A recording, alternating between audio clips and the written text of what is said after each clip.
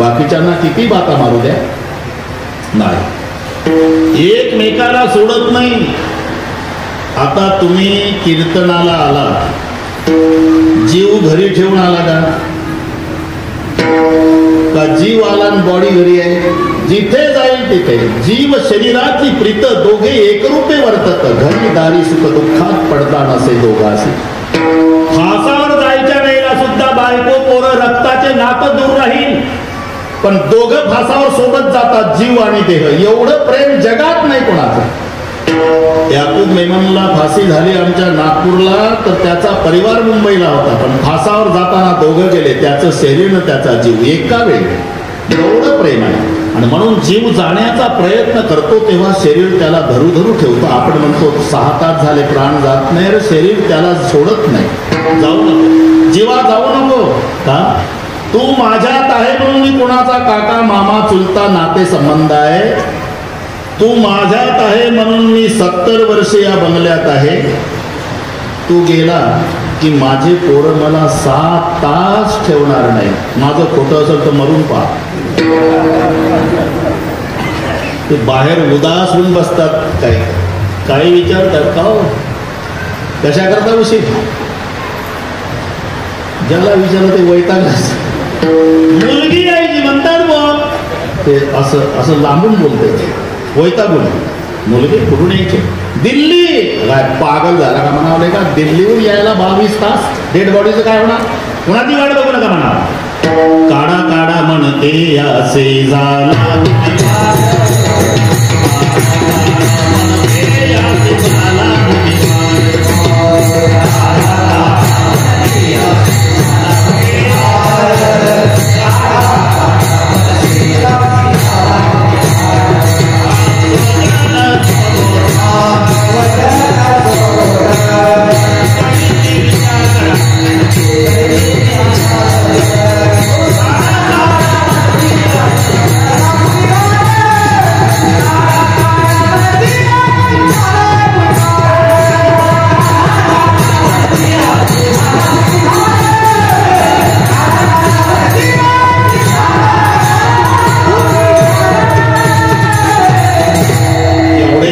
जीवानं काया तेजुनी केले गमन. हे एक एक रोमाच्या ठाई सहस्त्र विंचवाची वेदना पाही, बोलता नाही काही. मरणाचं दुःख सांगितलं लकडे सर. एक केसाला 1000 विंचू चावतात. 3.5 कोटी केस माणसाला असतात. मी मोजले नाही, जास्त भरले तर माझ्यावर केस करू नका काढायचं. जास्त भरले समजा दाट केसाचा आहे, कमी भरले तर टक्कल पडले. 3.5 कोटी केस प्रत्येकाला आहे. माणसाला माणूस भेटला म्हणजे 4 गोष्टी. 4 मिले 64 खिले, 20 रहे करजोर, हरिजन से हरिजन मिले, लिहसे 7 करोड शब्द. पहिली भेट होत असते वकील साहेब डोळ्यांची. हे त्याच्याकडे पाहतं ते याच्याकडे पाहतं. पहिली भेट चौघाची, याला म्हणतात 4 मिले. भेट झाली म्हणजे काय झालं? नाही तर आंधळ्या 2 आंधळ्या गेला तरी कळत नाही. हे एकमेकांकडे पाहतात. पहिली भेट चौघाची म्हणजे डोळ्यांची बेरीज 4 झाली. 4 मिले परमेश्वर बुवा. मग ते विचारतं तुमचं बरं चाललं का? तुमचं बरं चाललं का? ते हसतं हे हसतं. एकंदर दाताची बेरीज 64 आहे. दोघाचे दात हिशोब करीत राहा. 4 मिले 64 खिले, हात जोडतात. 20 रहे करजोर. याच्या हाताचे 10 बोट, त्याच्या हाताचे 10 बोट. 20 आणि एकमेकाला कडकडून मिठी मारतात. तेव्हा दोघांचं अंग रोमांचित होतं. तेव्हा दोघांच्या केसाची बेरीज आहे 7 करोड. म्हणजे माणसी 3.5 करोड. मरणाचं दुःख 3.5 कोटी केस गुणीला 1000 विंचू बरोबर जी वेदना म्हणजे मरणाचं दुःख. मग पुन्हा एकदा वापस येऊ आपण. मरणाची व्यथा, त्याच्या आधी म्हातारपणची व्यथा, त्याच्या आधी तारुण्याची व्यथा, त्याच्या आधी बाळपणची व्यथा, त्याच्या आधी जन्माला येतानाची व्यथा, आणि त्याच्या आधी आईच्या पोटात असतानाची व्यथा. ह्या सगळ्या व्यथा आहे. आणि मानवाचा जन्म मिळालेला आहे साधू संत काकुळतीला येऊन सांगतात, तुम्ही व्यथा चुकवण्यासाठी परमेश्वराच्या चरणावर डोकं टेकवा.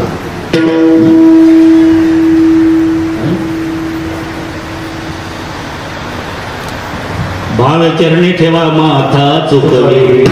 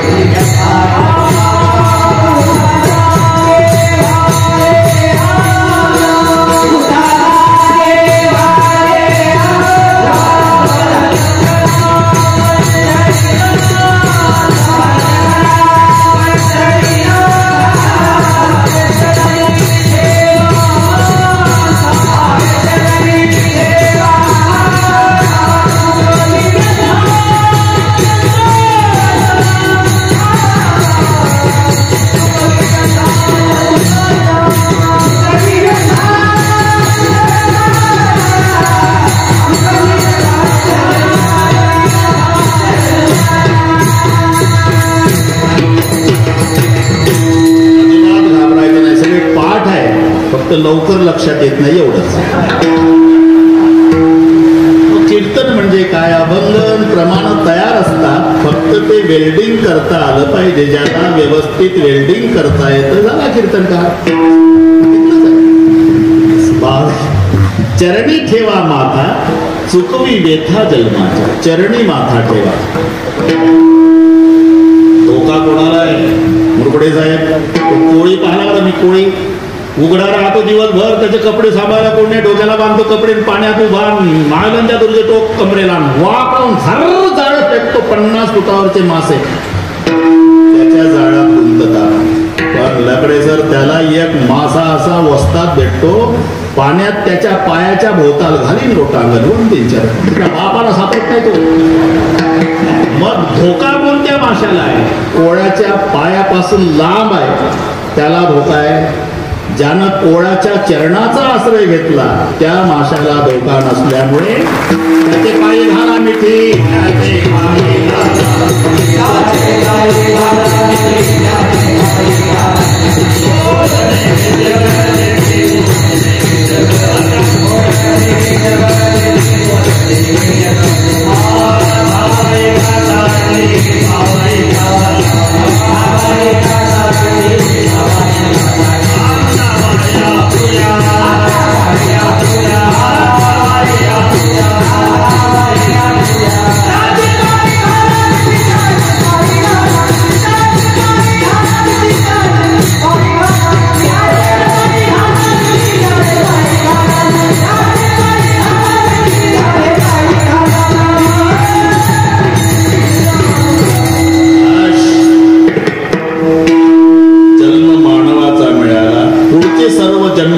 चुकवण्याची क्षमता या मानव जन्मात आहे.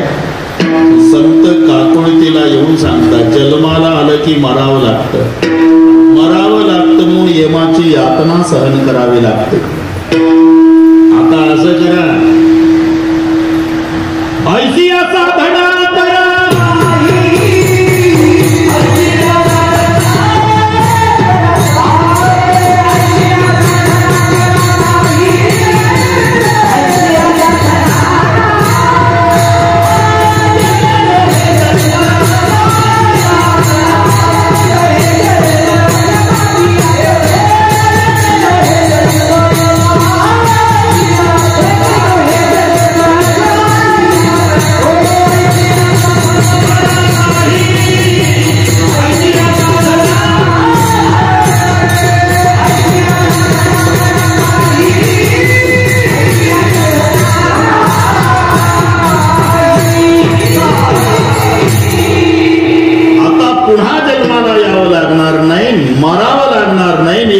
यातना सहन करावी लागणार नाही. जे नोहे जन्म यमाची यातना, ऐसी साधना करा. साधन शब्दापर्यंत आलो आपण. मुरगुडे साहेब प्रत्येकाची इच्छा आहे साधन सोपं पाहिजे आणि फळ मोठं पाहिजे. शेतकऱ्याला विचारा, म्हैस असावी, मार्की नसावी, बिना शिंगाची असावी, काही न खाणारी असावी, भरपूर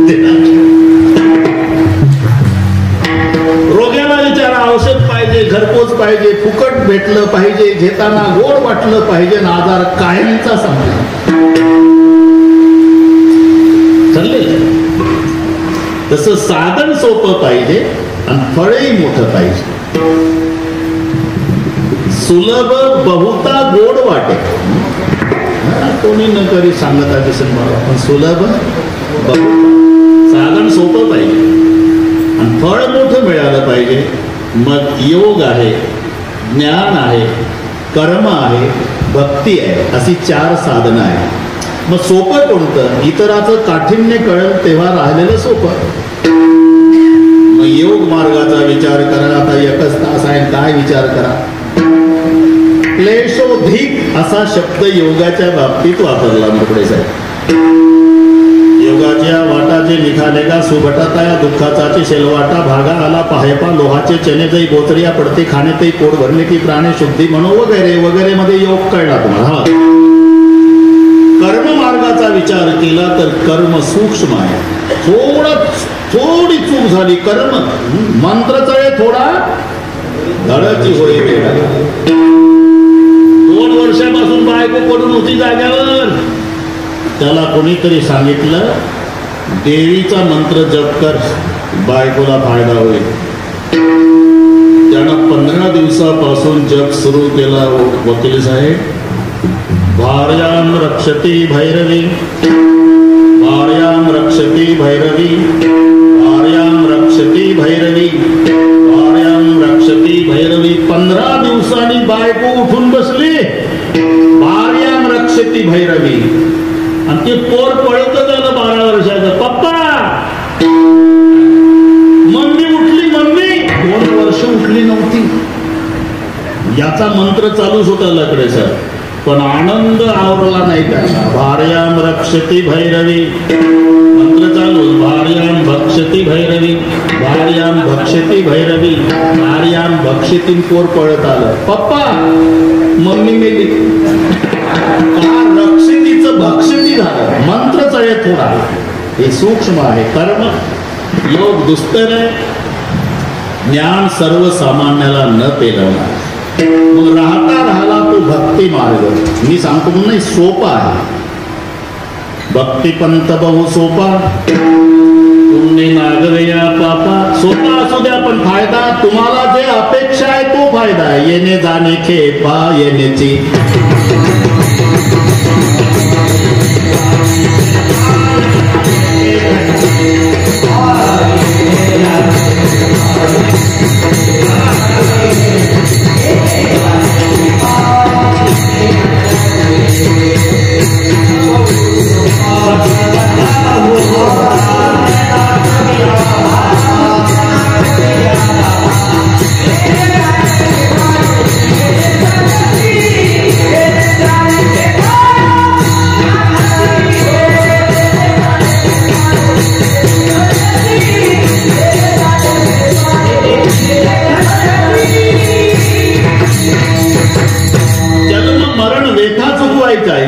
सोपं साधन भक्तिपंत बहु सोपा, पुण्य नागवे या पापा. येणे जाणे खेपा येण्याची एके खंडिती. सोपं साधन आहे. आणि बरीचशी माणसं भक्तीला लागली वकील साहेब, पण निश्चित फलप्राप्ती झाली नाही.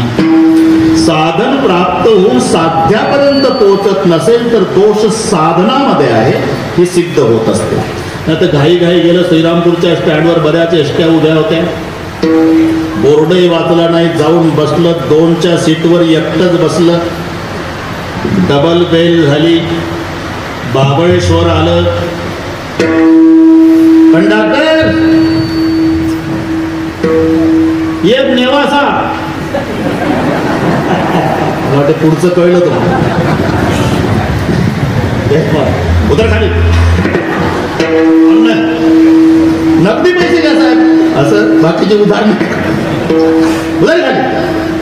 साहेब पैसे नाही का त्याच्याकडे. 500ची नोट दाखवतो. जागा नाही का. 2च्या बाकड्यावर एकटं. मग का जात नाही?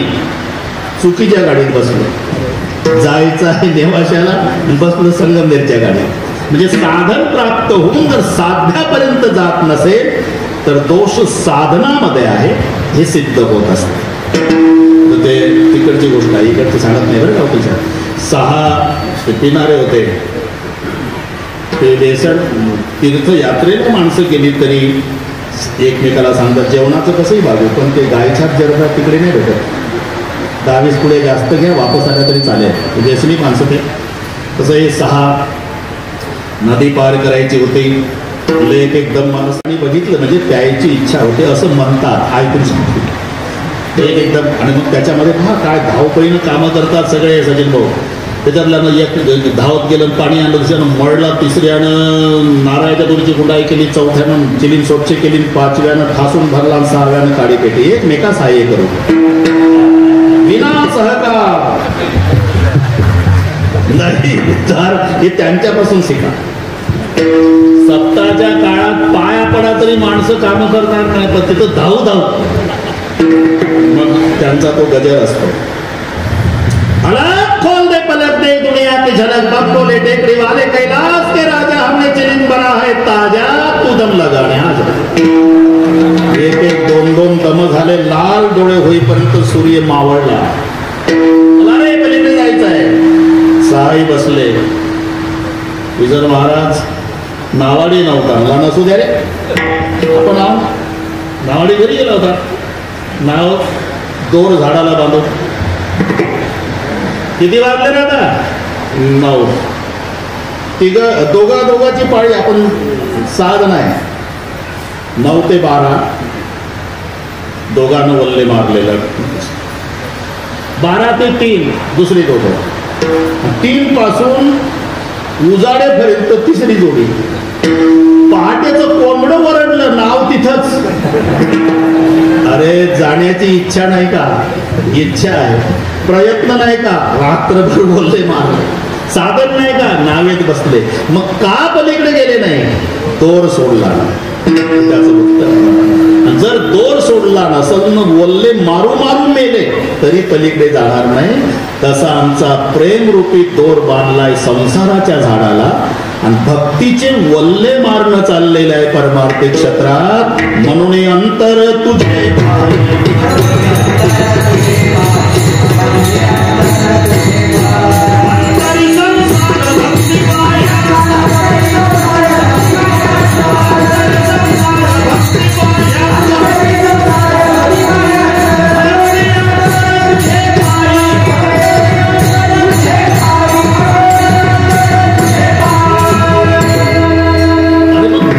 कशी करायची?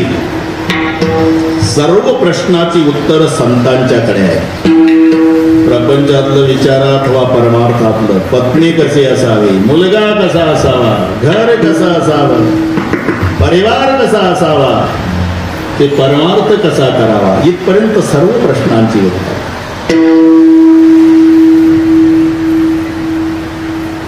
एक ज्ञानोबाराय सोडले तर सगळ्या संतांनी प्रपंचाचा अनुभव घेतले. संसार वाईट नाही.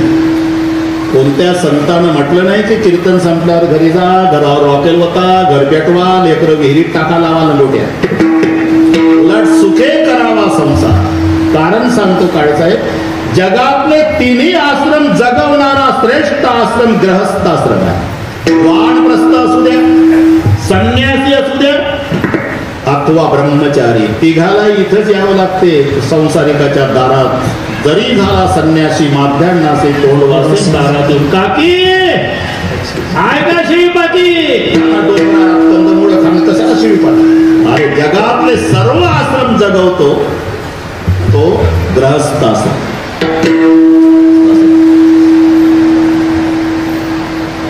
धन्य ग्रहस्थ आश्रम. पण संसार जरूर करा. कसा करा हे सांगितलं. Oh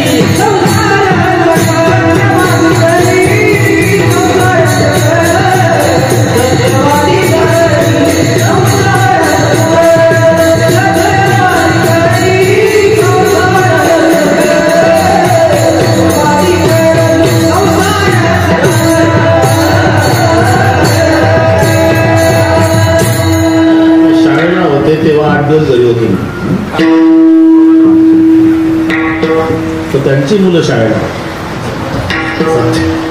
सत्यवादी करी संसार सकळ अलिप्त कमळ, संसारी असावे असोडी नसावे. एकच मिनिट घेतो.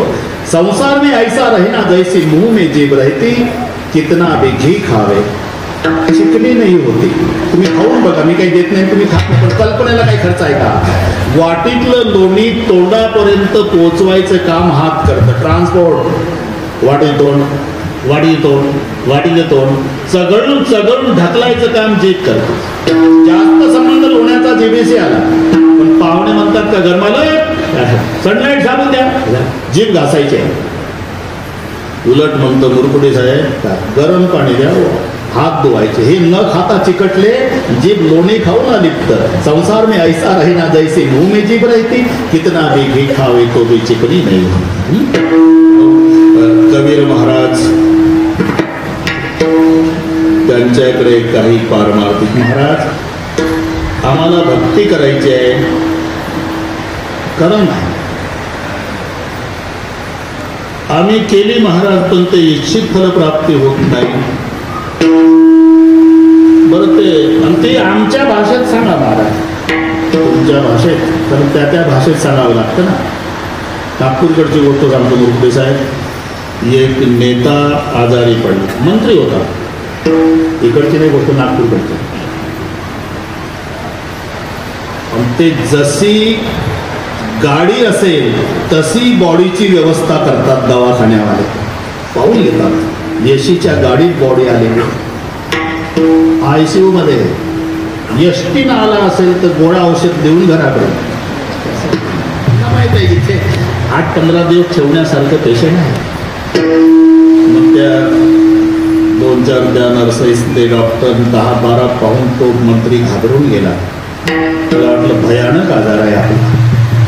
काही तर शेजारचं मेलं म्हणून मेले.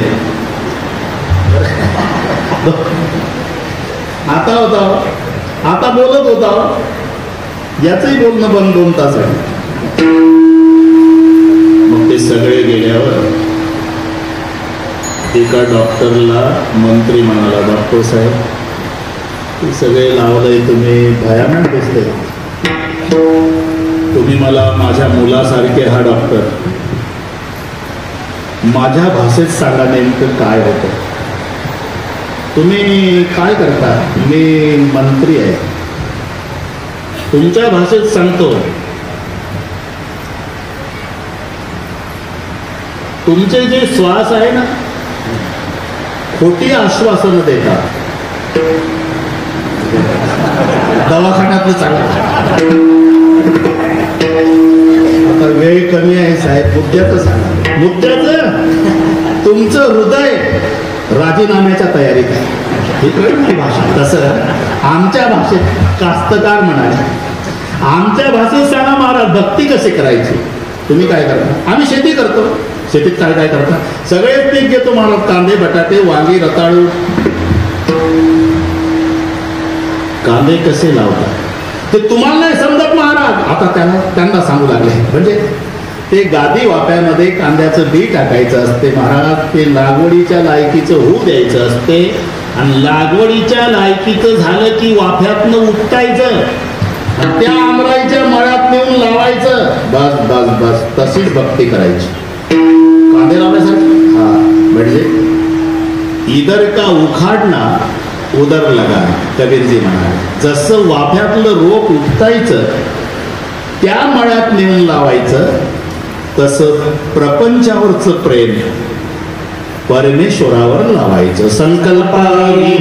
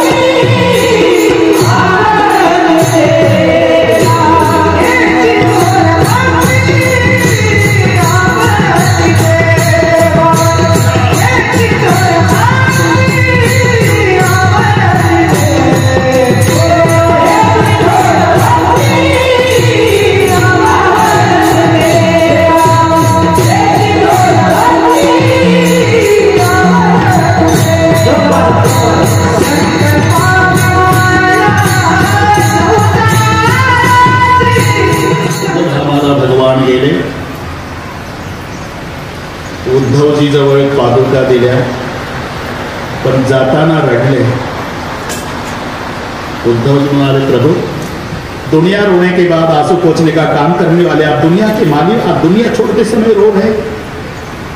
मैं इसलिए रो रहा उद्धव, बहुत दिनों से मेरे विदुर चाचा का दर्शन नहीं, और आज मैं निज धाम जा रहा.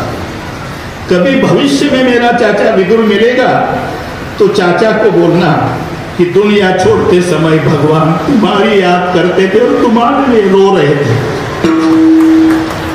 मग जेव्हा विदुर काका तीर्थयात्रेला गेले होते, युद्ध संपेपर्यंत काका नव्हते, निघून गेले. आणि सगळे संपलं होतं. सगळे झाल्यावर वृंदावनला ज्ञान गुदडी असं ठिकाण आहे. तिथे दोघांची भेट झाली, उद्धवाची, विदुर काकाची. आता एकमेकाला बिलकुल अच्छा सब ठीक है, हाँ चाचा, बहुत सालों से मैं तीर्थ यात्रा करने गया था उद्धव, भगवान कृष्ण की बहुत याद आती है, तो कृष्ण का दर्शन कहाँ मिलेगा. काकाला कल्पना नव्हती. उद्धव जी रडू लागले. क्यों रोते हो? अब कभी दर्शन नहीं मिलेगा चाचा. कुछ दिन पहले भगवान निज धाम चले गए. एवढं ऐकलं काका उद्धवाच्या गळ्याला बिलगून रडले. ते ठिकाण ज्ञानाला प्राधान्य देणार होतं, पण यांच्या रडण्यानं का देवासाठी रडतात लोक, म्हणून तिथे ज्ञानाला गोधडी म्हणले. अरे यांच्या पुढे तर ज्ञान गोधडी सारखं, ज्ञान गोधडी ते देवासाठी रडतात लोक. पण उद्धवजी म्हणतात, रोना नहीं चाचा, दुनिया में सबसे श्रेष्ठ भक्त आप है. मैं कैसा, मुझे तो दर्शन भी नहीं मिला. मैं था भगवान के पास, भगवान रो रहे थे चाचा, तो मैंने पूछा था प्रभु रो रहे? हाँ. क्यों? बहुत दिनों से मेरे चाचा विदुर का दर्शन नहीं हुआ उद्धव. कभी मेरा उद्धव चाचा तो विदुर चाचा मिलेगा उद्धव, तो चाचा को कहना दुनिया छोड़ते समय भगवान कृष्ण तुम्हारे लिए रो रहे थे. बस थोर भक्ति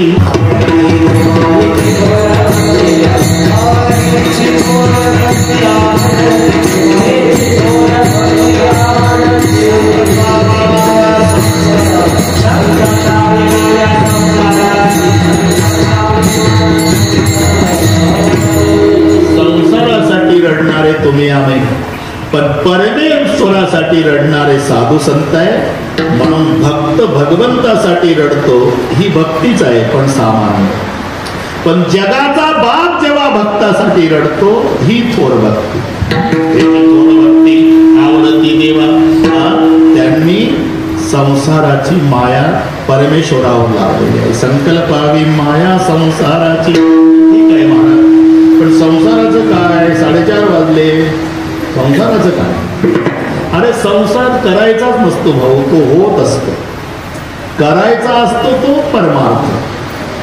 प्रयत्न आणि प्रारब्ध हे दोन चक्रातले शब्द आहेत.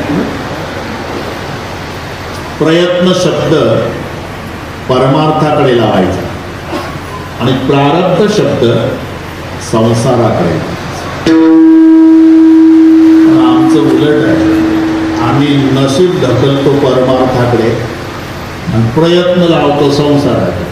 म्हातारं म्हणतं ना, अरे मी आहे म्हणून मरू द्या, कुत्रे नाही हाल खायचे, माझ्यामुळे चाललं. मुलं मनात म्हणतात, म्हाताऱ्या तुझं काही काम नाही, आता मरून बघ, सगळे व्यवस्थित चालणार.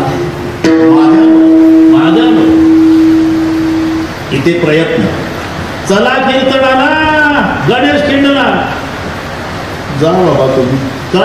आपल्या कुठल्या नशिबात. इथं ढकलतं नशीब. अरे इथं प्रयत्न करून येत, इथं नशीब ढकल. अरे प्रयत्न परमार्थात आहे, नशीब संसारात. हे प्रयत्नाने करायचं आहे आणि तो नशिबाने होत असतो. नाहीतर सगळ्यांचे प्रयत्न श्रीमंत होण्यासाठी आहे. मग सगळे श्रीमंत का होत नाही? प्रारब्धात नाही. प्रयत्न जरी असले तरी तुमच्या नशिबात नाही. मग काय करायचं? काहीच करू नका. जसं देव ठेवल तसं ठेविले अनंत